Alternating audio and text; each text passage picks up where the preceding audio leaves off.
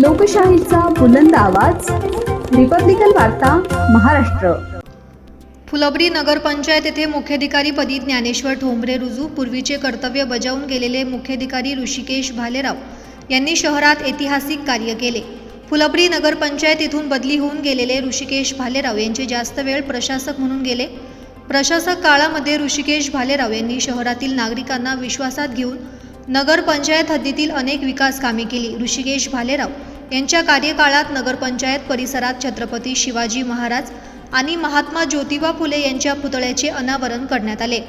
Bharat Ratna doctor Babasaheb Ambedkar यांचा भव्य दिव्य पुतळ्याचे अनावरण करण्यात आले।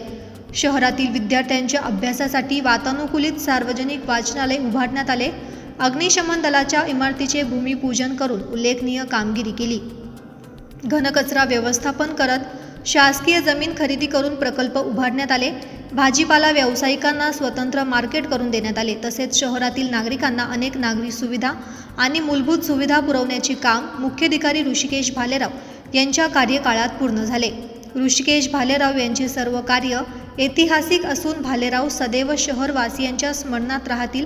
आता मुख्याधिकारी ऋषिकेश भालेराव यांची बदली होऊन छत्रपती संभाजीनगर जिल्हाधिकारी कार्यालय येथे सहाय्यक आयुक्तपदी नियुक्ती करण्यात आली।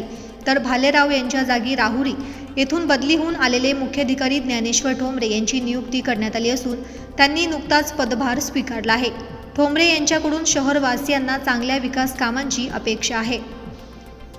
रिपब्लिकन वार्ता Maharashtra वृत्तवाहिनीसाठी Aurangabad Marathwada उपसंपादक Akbar Shah. Subscribe now and press the bell icon. Never miss an update.